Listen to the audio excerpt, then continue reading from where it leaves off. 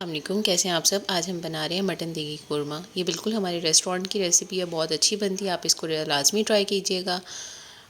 اس کے لیے ہم دیں گے 2 کلو آئل، 3 کلو پیاز۔ آپ پیاز کو لچھے میں کاٹ لیں گے، مطلب باریک باریک آپ اس کو کاٹ لیں گے۔ ساتھ ہی آپ اس میں ڈال دیں گے 250 گرام ادرک لہسن کا پیسٹ، 5 کلو آپ اس میں ڈال دیں گے بکرے کا گوشت، اور اس کو اچھے سے آپ تیز آگ پہ بھون لیں گے۔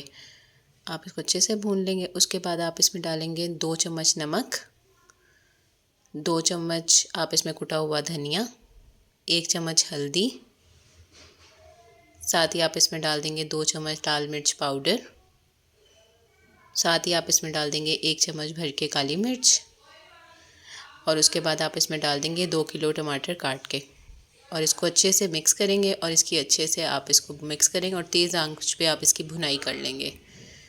یہ دیکھیں ہم اس کو کر رہے ہیں۔ اب اس کے بعد آپ اس میں ڈال دیں گے 50 گرام قورمہ مسالہ۔ آپ کوئی بھی کسی بھی برانڈ کا لے سکتے ہیں مسالہ، قورمہ مسالہ اچھے والا آپ لے لیں۔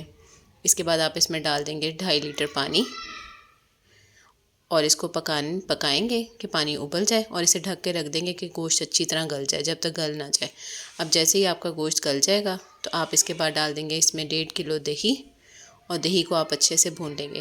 اگر ویڈیو پسند آئے تو ہماری ریسیپی کو لازمی لائک کیجیے گا، اور چینل کو سبسکرائب کیجیے گا۔ یہ دیکھیں یہ پانی اس کا خشک ہوتا جا رہا ہے دہی کا، اور یہ بھنتا جا رہا ہے، اوپر گھی آ رہا ہے اس کے۔ یہ جیسے جیسے اس کے اوپر آئل آ رہا ہے، اب آپ اس میں لیں گے 500 ml دودھ اور 200 ml کریم۔ جو بازار سے ٹیٹرا پیک کریم ملتی ہے آپ نے وہ لینی ہے۔ اس کو مکس کر کے اس کے اندر آپ نے شامل کر دینا ہے، اور اس کو اچھے سے مکس کر کے اس کو 10 منٹ دم والی آگ پہ رکھ دینا ہے تاکہ آئل آپ کا اوپر آ جائے۔ اب آپ نے جیسے ہی آئل اوپر آئے گا اس میں 2 چمچ گرم مسالہ ڈال دینا ہے، اور یہ دیکھیں آپ کا کتنا مزیدار قورمہ تیار ہے۔ ریسیپی پسند آئے تو لائک کیجیے گا۔ اللہ حافظ۔